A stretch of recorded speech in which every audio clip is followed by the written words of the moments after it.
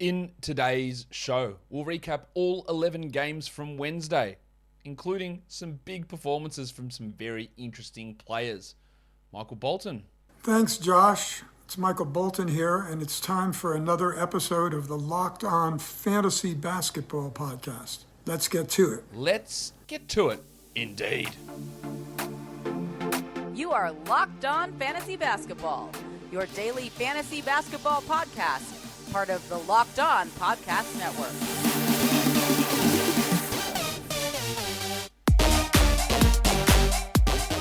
Hello and welcome to the Locked On Fantasy Basketball Podcast, brought to you by Basketball Monster. My name is Josh Lloyd and I am the lead fantasy analyst at basketballmonster.com and at Yahoo Sports Australia. And you can find me on Twitter, as always, at redrock_Beeble and on Instagram at Locked On Fantasy Basketball. This episode is brought to you by Rock Auto. Amazing selection, reliably low prices, all the parts your car will ever need. Visit rockauto.com and tell them that Locked On sent you. Thank you for making Locked On Fantasy Basketball your first listen every day. We are free and we're available on all platforms. There's tons for us to talk about here. There's 11 games on, there's performances, there's weirdness, there's post-All-Star break injuries and fake injuries and all that sort of shit. So, Warnie. Let's get it on, Gilly.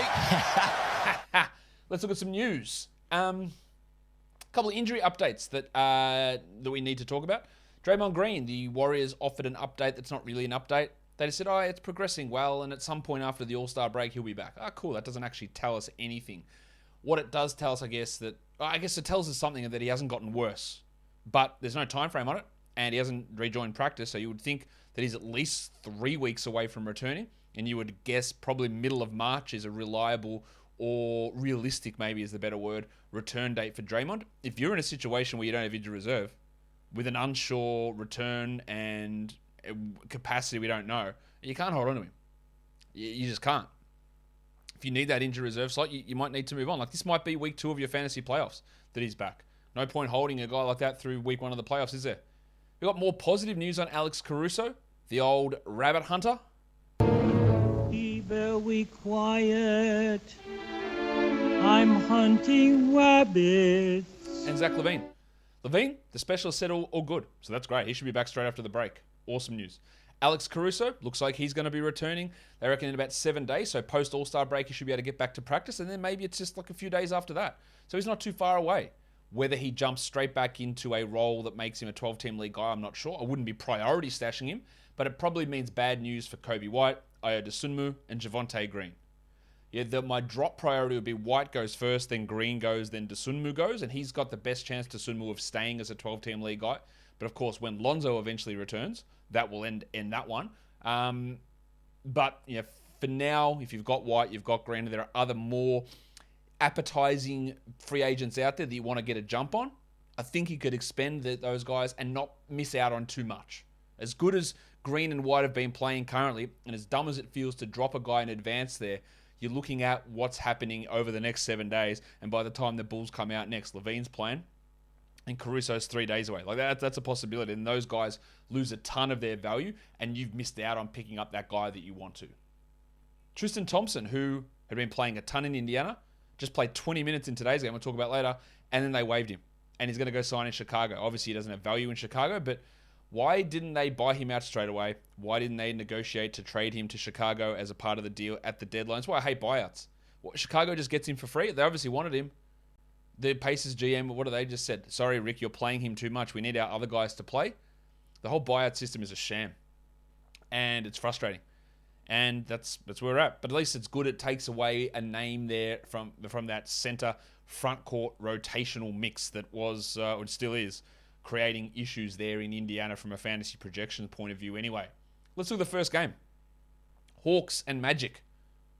Hawks with a big win on the road against Orlando. You wouldn't expect too much more, or too much less than that, I guess is a better way of phrasing it. They win at 130-109. Trae Young, he was good again. 22.6 assists, only played 25 minutes, while Bogdanovic on an absolute hot streak. Bogdan is 69% shooting. Giggity. 26 minutes, 23.6 assists and 2 steals. It is absolutely gigantic sell high time for him. Like, getting that sort of usage and that sort of shooting and that sort of assist rate in those low minutes is just not something that's maintainable long term. Now, he is the better option out of him and Hunter and Herter for sure, and he probably should be on a 12-team league. But have a look, because this sort of production is not a realistic standard. We only got 25 minutes out of Fanapants, 15 points, 3 rebounds, 3 threes. I don't look at him as a 12-teamer. Well, Capella, how do we judge this? 31 minutes, 30 minutes, then 23. I get it's a blowout, and that probably helped or hurt his minutes. 8 and 9 with 2 blocks. We still hold him, and that gave Okongwu a little bit more. But then he flashed again, 12 and 6 with 2 blocks. And we look at it and go, I know if you started, you will be 12-team worthy. In fact, really high 12-team worthy. It's just not going to happen. And the minutes just aren't going to be there. DeAndre Hunter proved again he's not a 12-team league player, 14 and 3 in his 27 minutes. While it was a pretty poor night from the Italian cock, Danilo Gallinari. Hands off my cock! 11 points in 26 minutes there. Not much going on. And John Collins should be back after the break, so you can preemptively drop Danilo Gallinari. For the Magic, Cole Anthony, only 25 minutes, which is frustrating. He did have some foul problems, but 23, 7 and 5 with 2 threes is great. People have dropped him. Make sure he's not on your wire. Wendell Carter, 10 and 10 with 6 assists is strong, and it was good to see Mo Bamba play 27 minutes. Well, maybe it's not good, but if you do have Mo Bamba on your fantasy team, that's good. I don't know if it's good for their long-term future. I don't understand persisting with starting these two guys when one of them has shown he's probably not a starting caliber player, and that's Mo Bamba. He had 11 and 9 with a block, which is solid enough to hold. I think it might go south later on, though. Not the greatest night from Franz Wagner, just the 29 minutes for him. 12, 3 and 2. Well, Chuma Okeke was bad offensively, but brought 2 steals and a block, and that's what he does. He brings the steals and a block, the steals and blocks, but is much better offensively than someone like a Matisse Thybulle. I think you're better off with Okeke than Thybulle. Suggsy, 19 points on 19 shots, horrendous efficiency, but the volume is good, the minutes are good, 4 assists is strong, a steal is good. He's starting to look pretty good. I think he's a 12-team league player, pretty comfortably. Let's look at the next game. It is the Wizards and the Indiana Pacers. 108, Washington, 113, Indiana. Caldwell Pope, really big game from him. 27 points, 34 minutes, 5 threes, and 3 steals. He's absolutely okay to stream in 12s, but he's wildly inconsistent. As I said on one of my shows earlier today, I'd rather him than, say, a Corey Kispert, who had 9 points on 10 shots and doesn't really do anything else. I don't really like him as a fantasy player. I think Denny Avdia showed again that he can be a 12-teamer. 14 and 7 with 2 threes. Not a must roster player, but a fringy guy. While Hull Neto is winning the battle over Ish Smith. 10 points, 2 threes, 33 minutes, most importantly. 8 assists and 2 steals, while Smith had 10, 3 and 4 in 21.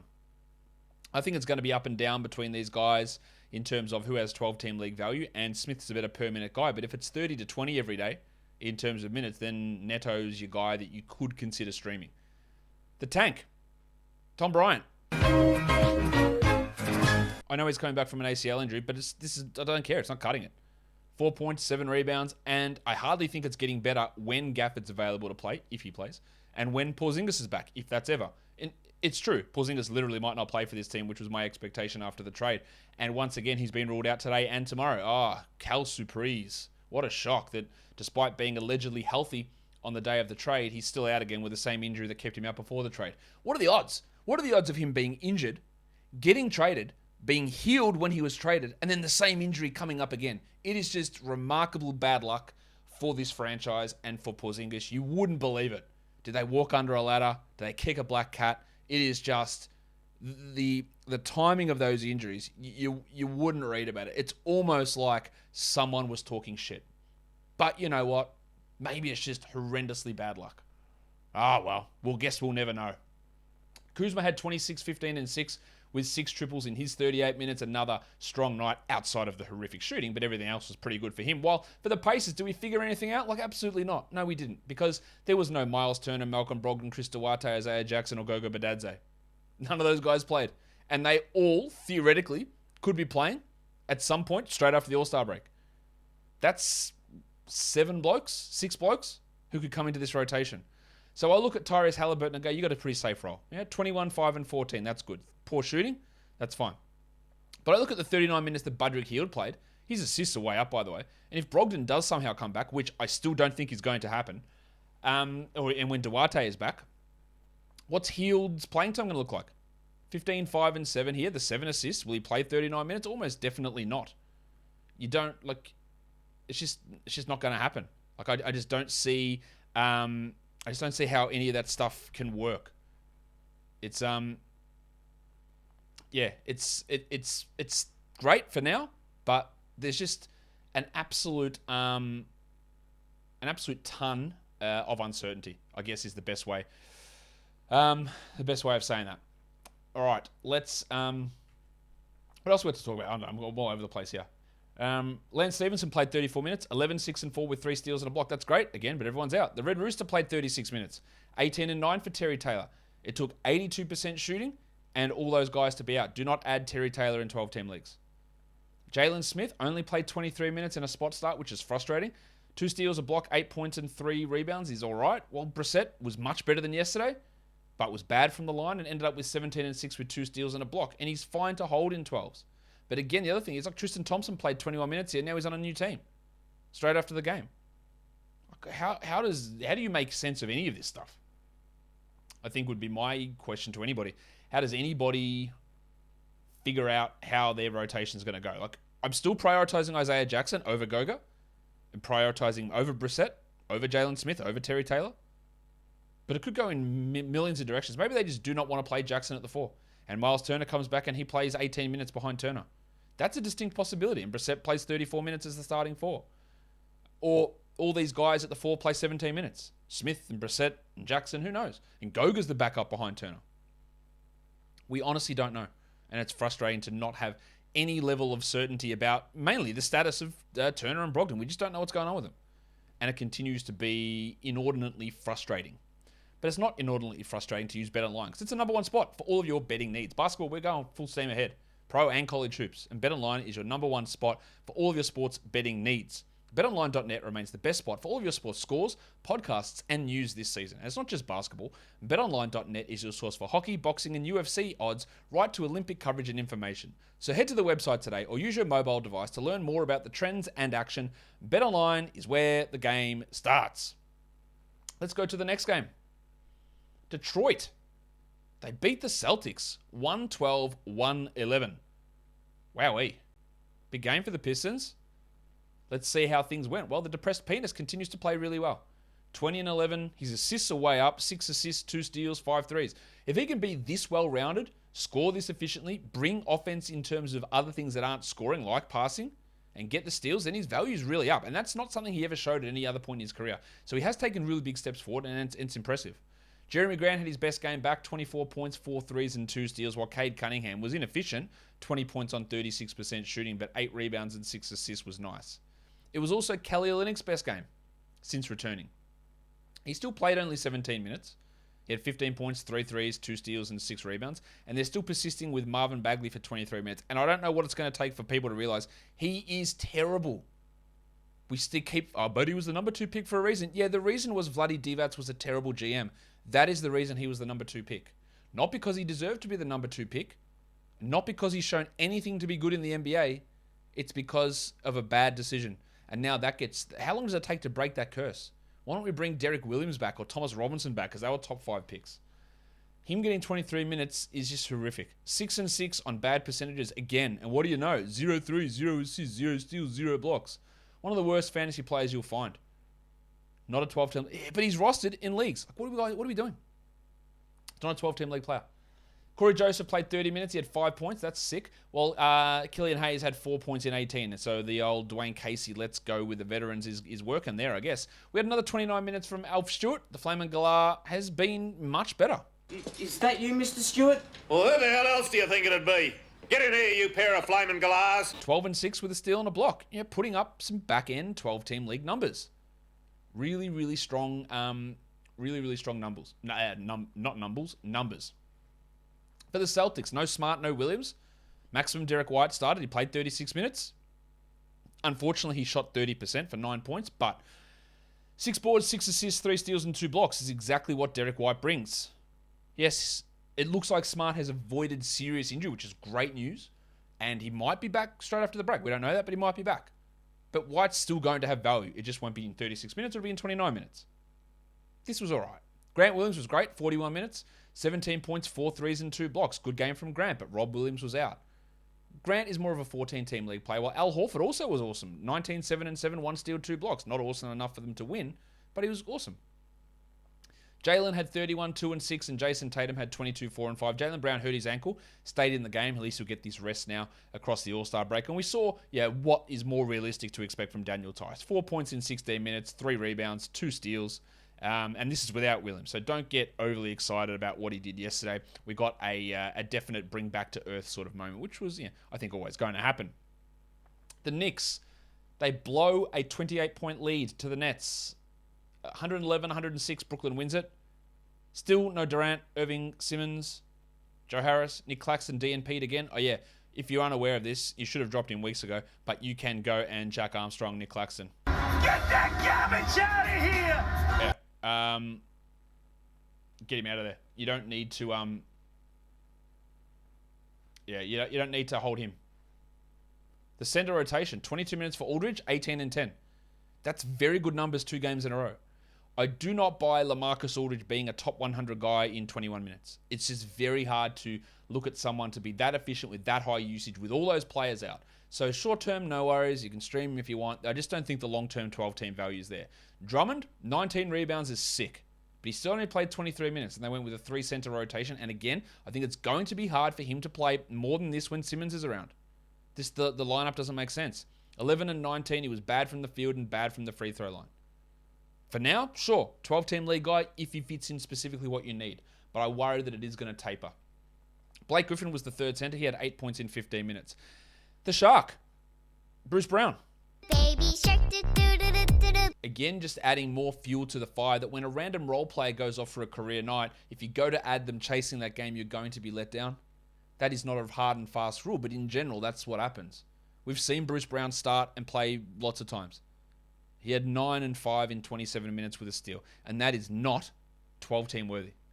If you want him on a 12-team league, by all means. I just don't see it. He's more of a 14-team league player to me, who's getting a nice little spike with players out. Good game from Seth, maybe a sell high, in fact.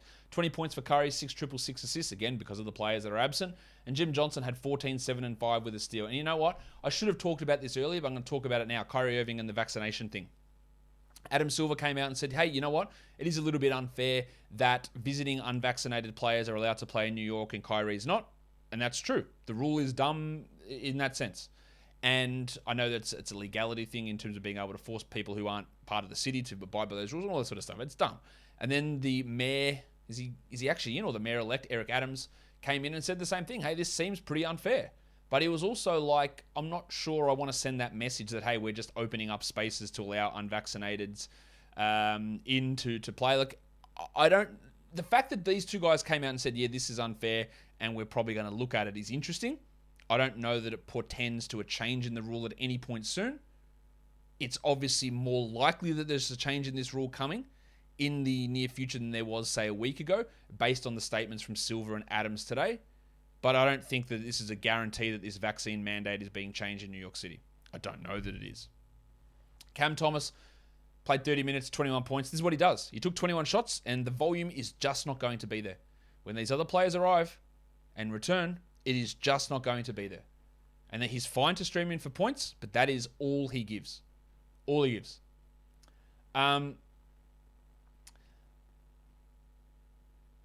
Let's look at the Knicks. The double royal. Julius Randle.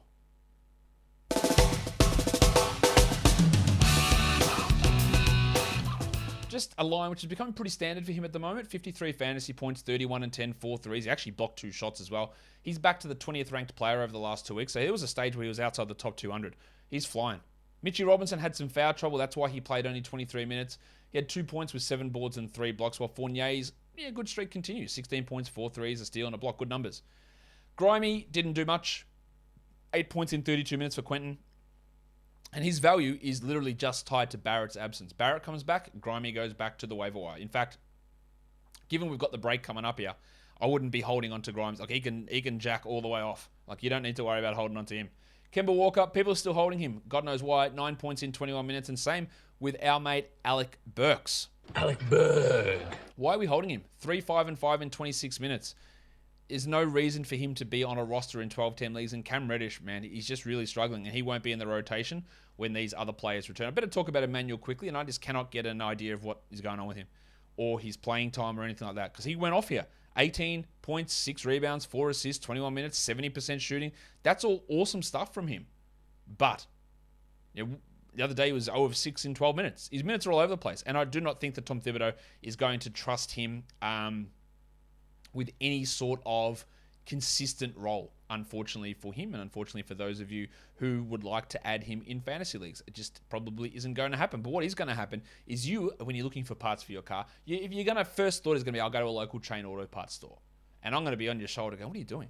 Why would you do that? Why would you go and waste money and time and mental energy in a chain auto parts store when you could just go to Rock Auto?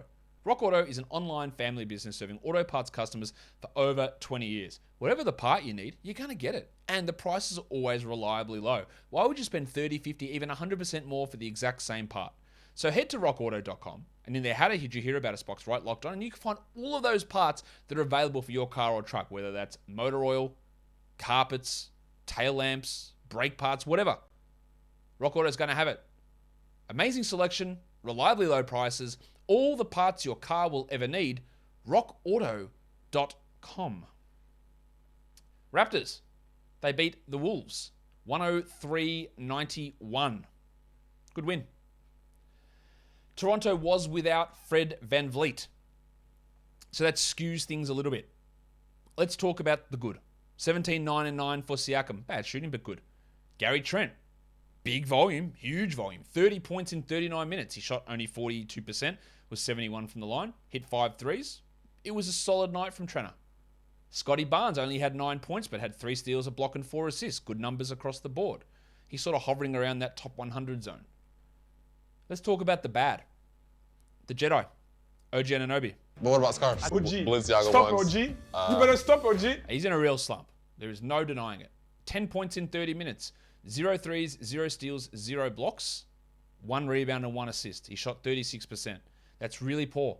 He's outside the top 100 over the last 2 weeks, but I implore you, do not drop him.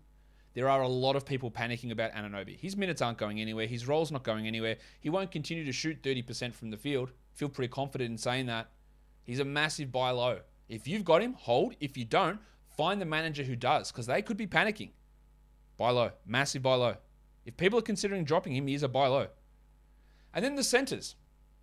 They started Kem Birch and not Precious Achiuwa, but it was Achiuwa who played more minutes. 21 of them. He had 11 and 6. Birch had 8 and 4 with 2 blocks. Boucher played 22 minutes, had 5 and 10.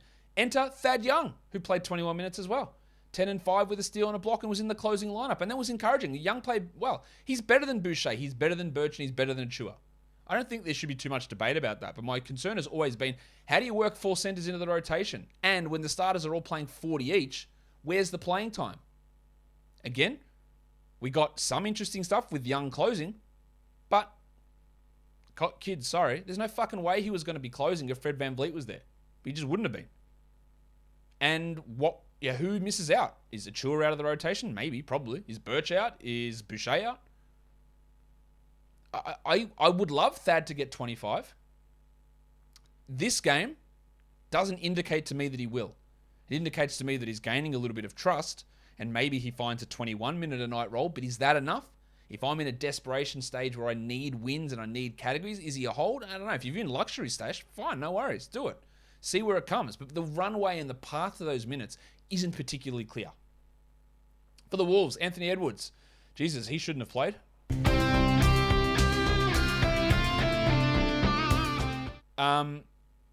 His ankle's just bad, man. It must be bad. 6 points, 0 of 8 shooting. He was 6 of 10 from the line, 6, 3, and 1. An absolute stinking performance from him. Stinking. In fact, over the last 2 weeks, Anthony Edwards is the 223rd ranked player. It is a stinking stretch of games. At least he'll get some time off. Let's talk Vanderbilt bar. Bad.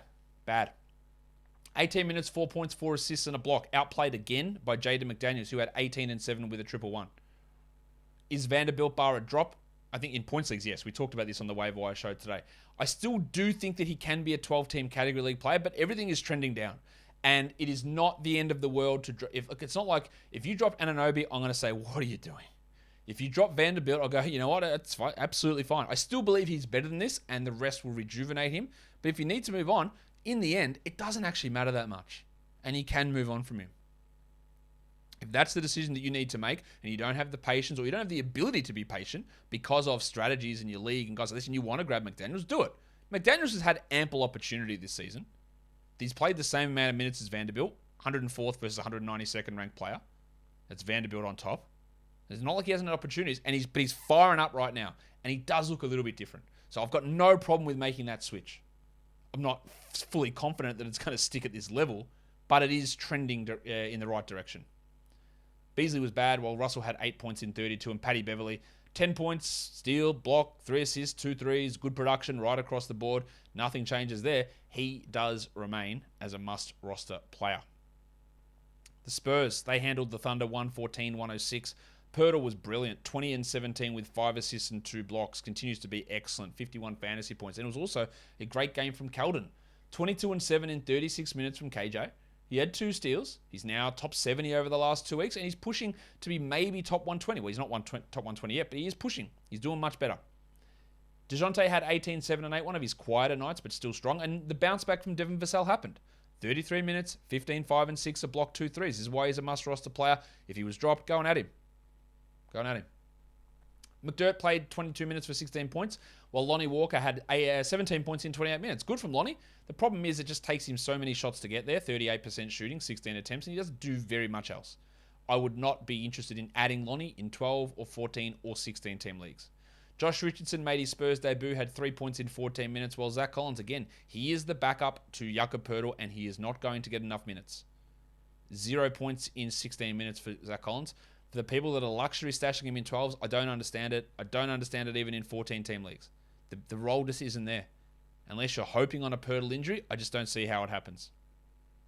For the Thunder, Giddey, another triple-double, 3 in a row.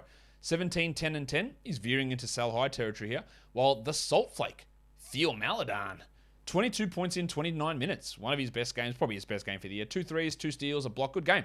But there was no Shea, no Dort, no Kenrich, no Ty Jerome, no Robinson Earl, no Muscala. That's 7 rotation players. So it's very hard to look at this too closely. You know, with Williams out, Pokusevski played 30 minutes, 10 and 10, 4 assists, 2 blocks, and 2 threes. Shot poorly, but that's why we like Poku from a dynasty or from a fantasy perspective. Assists, blocks, threes, rebounds. It's a great combo. The minutes have gone way down, and now they're way up. Is Kenrich going to miss time through the break? We don't know. We don't expect him to, but he could. Flyer option. Same with Roby, who had 17 and 12 with 3 steals and a block. The guys in his way are not particularly good. I was trying to think of a better way to say that, but yeah, they're not particularly good. The guys in his way. We're talking about Derek Favors, Jeremiah Robinson-Earl. So Roby could find himself in a strong role rest of season, but it's far from a guarantee. This was a good game, but I'm not going to rely on it too much. Trey Mann, 31 minutes, 24 points, 3 threes. Good scoring on extreme volume. But remember, Gilgeous-Alexander and Dort, they're your 2 usage guys, and he's not going to be able to do this. I would not even bother with him in 12s. Well, Darius Bazley had been playing well, and he went back to bad Baze. 2 points, 6 shots, no defensive stats. He had 4 assists. He's worth a 12-team hold, but do not be afraid to cut him. Like, he's not that good. It feels like it's just going to be a complete mess again between Poku and Roby and Bazley and Williams and Dort and Muscala and all these guys is going to be coming in and out, and Roby and coming in and out of minutes and rotations, that it's going to be hard to establish any long-term value for a lot of these players. The Kings and the Bulls.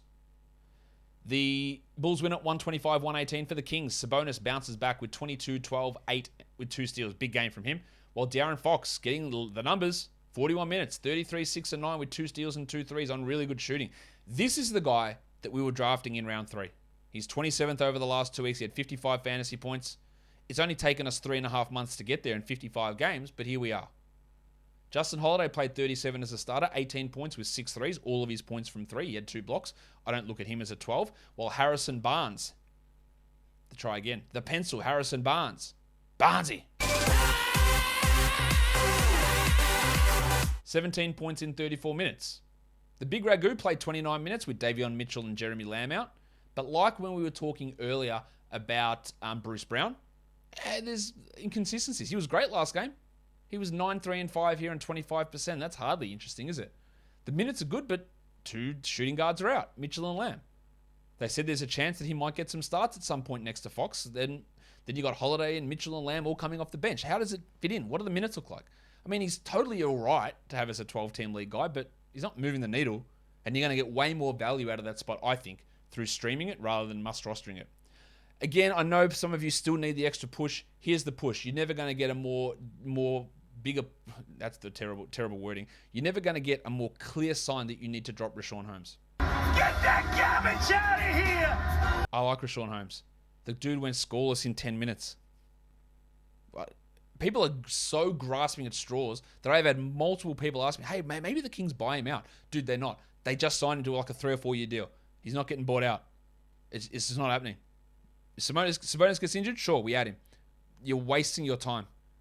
Do not hold on to Richaun Holmes. You are wasting time. You should have dropped him as soon as the deadline passed. You are wasting time. Mo Harkless went back to 30 minutes. He had 3 steals, but he's very hard to rely upon in 12s. For the Bulls, another monster from DeMar DeRozan. He is your number 1 fantasy player over the last 2 weeks. And if that does not indicate to you that he's a sell high, I don't know why I said it that way, that he's a sell high, I don't really know what is. Now, in most cases, just ride it out, man. Like, it's been awesome. It is helpful that Zach LaVine is out and a lot of other players are out on this team, but he has been great. But if anyone wants to give you a top 5 player back, do it. If not, enjoy the ride and understand that it's going to drop off at some point. Kobe White, speaking of dropping off, 31, 5, and 6 with 6 triples. He shot remarkably well, but he played 40 minutes because LaVine, Ball, Caruso are all out. 2 of those guys, especially LaVine, will be back straight after the break. Caruso not far off. As I detailed earlier, Lonzo's still a bit further away. And that's going to have an impact on White. Dosunmu, 40 minutes, 12, 6, and 6, 2 steals and a block, a great line. But will he get 40 minutes a night when these guys filter back in? No, he won't. So there will be a drop-off. So sell highs are in effect here. Javonte Green, great as well. 15 and 6 with 3 threes, 86% shooting. And one thing I've got to really pass through to everybody, I've seen this as a trend developing, is that maybe not like you, I don't know whether you do this. I do it. I follow a bunch of people who report on teams, who are fans of teams, who do write on fan sites, all this sort of stuff, across all spectrums. So I get opinions of everything. And the one thing you see is immediately you'll see someone tweet and they'll say, like Javonte Green, he's been so awesome lately. And you go, oh, okay, well, wow, there's some fantasy value in that. And you go, this is what he's done over the last 3 games. 74% from 3, 72% from 2, and he's averaging 14 points. What an awesome player. That's so sick. And that's great in the thing. But for us, when we have to pass that information coming from team people who look at it and go, yeah, look, this is great. We actually know that there is no way that this can continue. So that what he is doing now, the numbers that he is coming with, are fueled through stuff which has no chance of happening or no chance of continuing, like absolutely none. And nearly every time a reporter or a fan of a team talks about it, wow, this guy is killing it, 98% of the time, they are talking about a player who's had a streak where they've hit 3 shots in a row or 4 shots in a row, or they're going off at an unbelievable clip, because that's what gets our attention. Man, this guy cannot miss. Whereas when you look at it from an analytical fantasy point of view, you know if someone's shooting 85% in a game, well, then a 20% is coming around the corner. And to a lot of people, that indicates good form or bad form. Wow, what a player. Everything's going in. Wow, how bad is he? Nothing will go in. And we know that this stuff tends to even out. So just when you see those tweets and when you see people being so complimentary of players on their team they're following, a lot of the stuff, this is not to blame them. It's a natural reaction to do it. Wow, everything's going in. And when you realize that the odds of this stuff happening, there's no chance. It is going to revert. And it's going to revert in a lot of cases pretty hard. And then the praise for that player will disappear. We love highlighting when something positive is happening. This is great. He can't miss. He's averaging 14 points on 94 true shooting. Wow, what a player. What a great signing. This is the best. It's the best. It's the best. But we've got to be able to look at that and go, well, that is actually great. But there's no way that it's continuing. There is no way. You'll get a minutes drop and an efficiency drop and a usage drop, and it's going to turn into a pile of shit in your face. That's just how it's going to work out. But not everyone knows that. Not everyone, or maybe people subconsciously know it, but they don't automatically think it. And it's where you can get an advantage in trade discussions. It's why we talk about buy lows and sell highs so often. I hope that all made sense. Portland, what's going on with this team? They beat Memphis. 123, 119. Anthony Simons continues to be amazing. 31 points, 5 triples, 6 assists. And while we love what he's doing, there is a distinct element of sell high here. A huge element of sell high. And I'll tell you why. Because he's shooting at like 54%, I think, from 2. 49% from 3. And while it looks great, the last few games, and again, timing is super important. CJ goes, the whole power goes, all that sort of stuff. Last 3 games, Simons, like 30 points a game and looks awesome. But you realize that the 5 games before that, he scored 19, 19, 19, and 8. And the shots weren't going into that same level. Right? So if that would turn around, if when CJ and Norm were there, he was hitting 50% of his threes and averaging 30 points, and then they got traded, and then he hit 35% of his shots and averaged 19, you go, what's going on? Why is Simons not good? I thought he'd step it up with these guys out of here. So timing is so important. I'm not saying, you obviously do not drop Anthony Simons, just in case somebody's misinterpreting what I'm saying. But maybe it gives you a little bit of a sell high moment to look at this again when the timing lines up. Hey, since they've been traded, he's averaging 30 points per game. Holy shit, that's awesome. But he's doing it on stuff which is going to come down. Yes, his 30% usage might stick, but 50% from 3 will not. And it will come back, even if it's to 40. That is a gigantic drop off. 3.5 threes comes down to 2.5 threes. That's 3 fewer points per game. It's a big drop in your overall field goal percentage. All of this stuff matters. And if you can squeeze the value out, give me a top 20 player back for Simons. He's got no one in front of him. He's going to have this runway. When you know in your back of your head that this is not going to stick, it's a way to go about it. Nurkic, 32 and 8, stealing a block. Like, he's not going to be a 32 point per game guy either. Killing him. 70% from the line as well, hitting the free throw. 71 from the field. Well, Josh the Hitman Hart was also sick.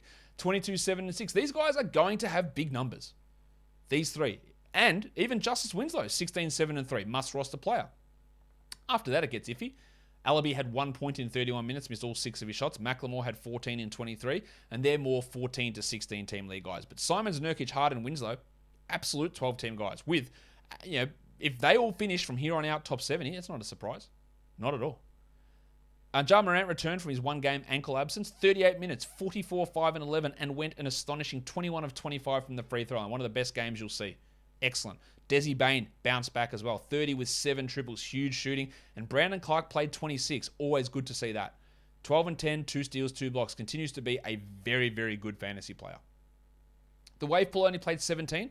DeAnthony Melton, but 9 points, 2 threes, 2 steals. That's okay. I don't think he's a 12-team league player because those minutes are hard to do that in. While it was a bad night from Jaren Jackson, 7 points in 26 with 20% shooting, and Adams had just the 2 points. He did bring 6 rebounds and 4 assists, and he will occasionally have these stinking shooting nights, Steve Adams, and stinking conversion nights. But in general, he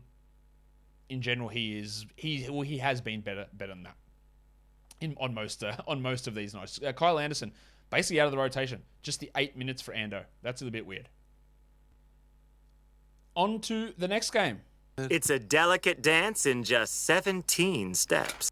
The Suns win it, 124-121. But Alperen Sengun played 28 minutes.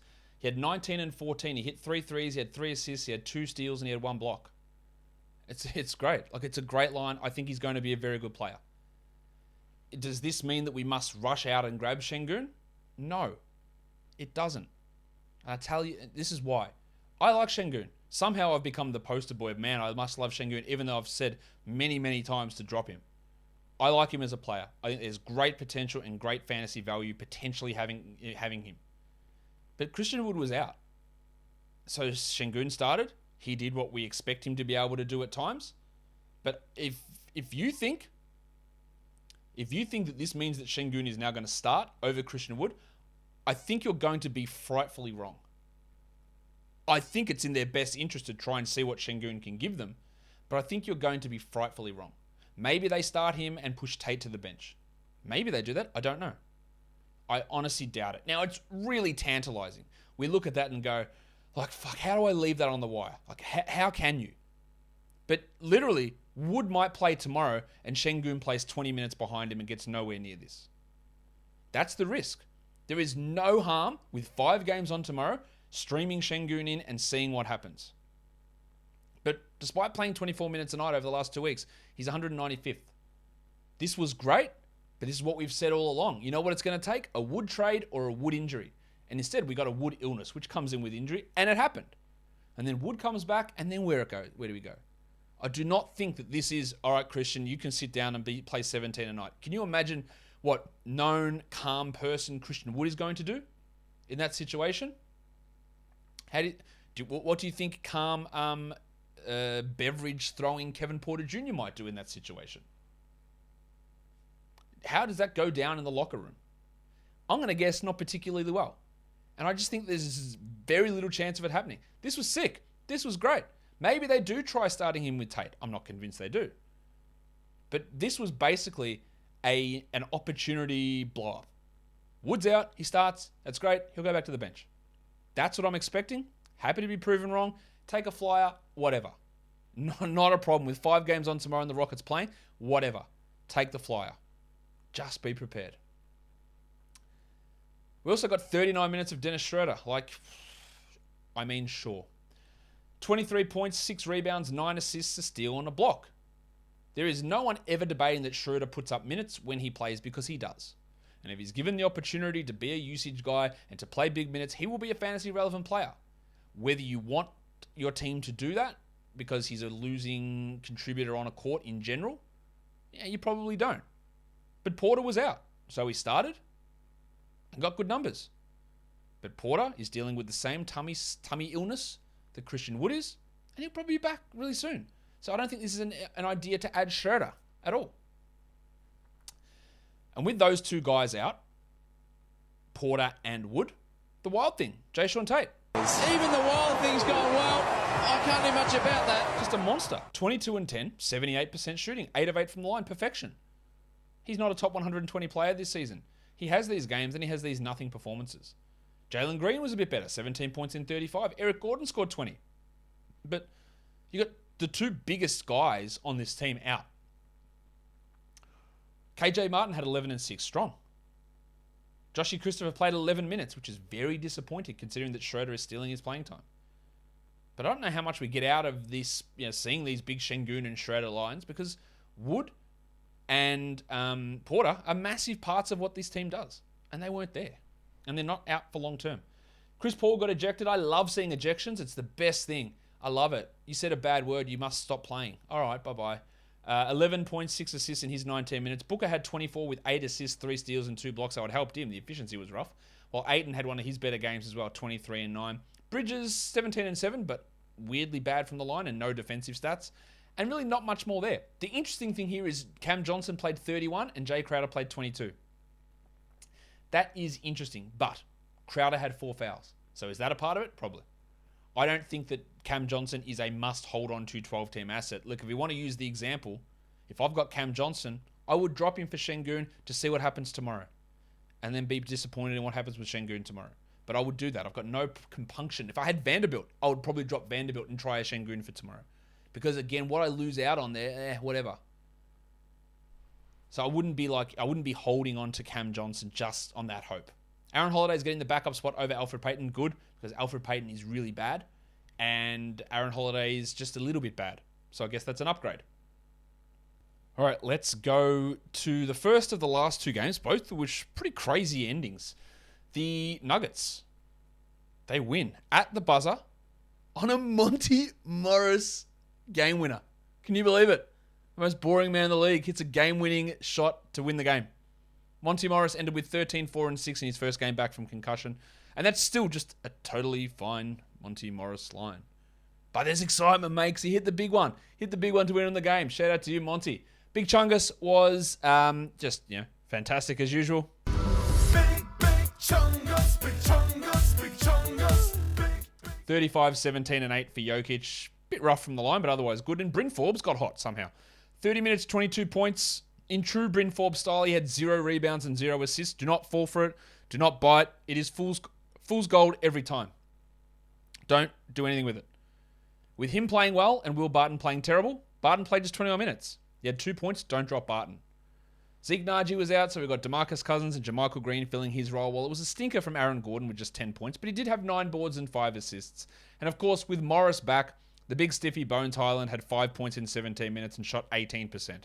You can go ahead and drop Bones if you did stream him in for those games that Morris was out. For the Warriors, They changed the starting lineup. Gary Payton replaced John Kuminga. 25 minutes for Payton, 12-4 with 6 steals and a block. That is huge. But we've seen Payton start, Porter start, Kuminga start, and Moody start in that spot throughout this time that Draymond's been out. It's very hard to look at these. Look, I look at this for Payton and go, that's sick. That's a great line.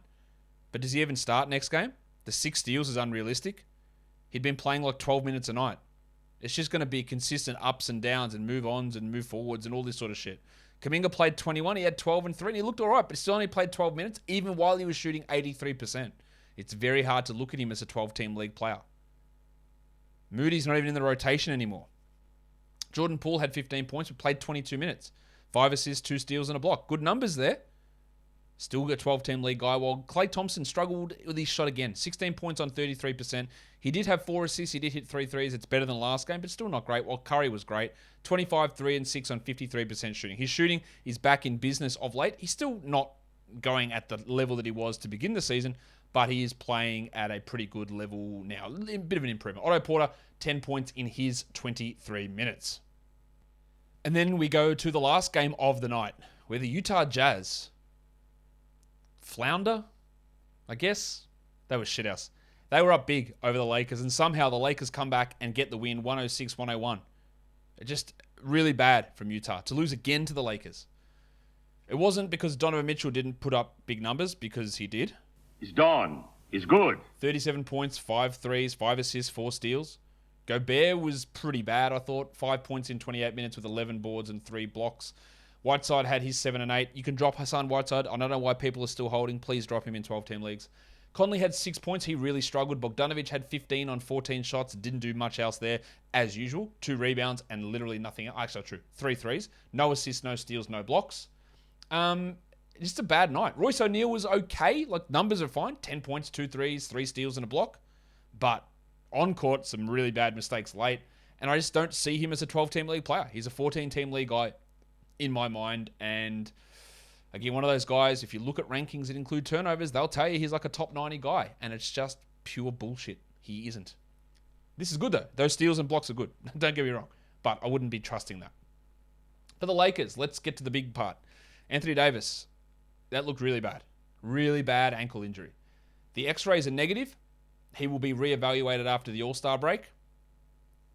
I would be stunned if he's back in the regular season.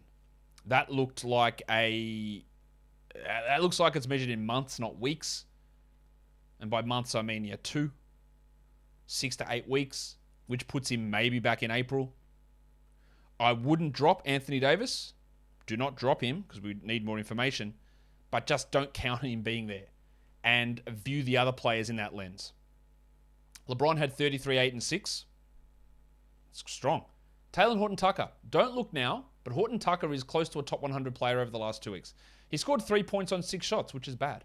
But he played 30 minutes. He had 4 blocks, 5 rebounds, 3 assists. That's another strong performance for category leagues. There might be an opportunity here for him to be a 12-teamer.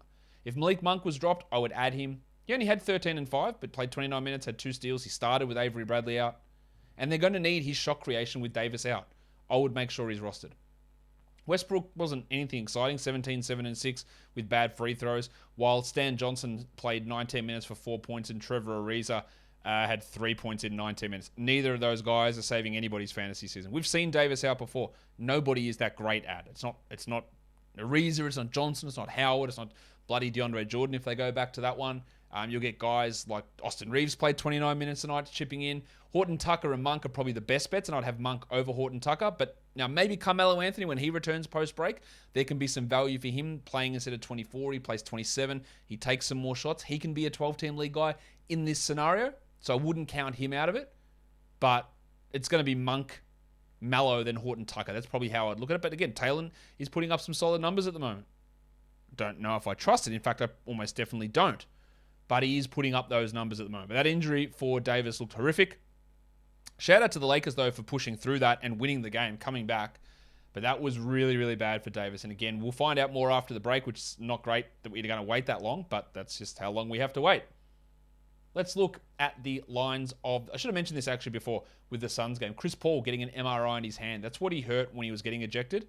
Hopefully things are okay. Cameron Payne could be back after the break, but if not, Aaron Holiday has taken over as the backup from Alfred Payton. Just wanted to get that out there. Lines of the night. Your monstrous is Ja Morant. Your waiver wire is Kentavious Caldwell-Pope. Your young gun is the delicate dancer Alperen Sengun. And your dud is Anthony Edwards.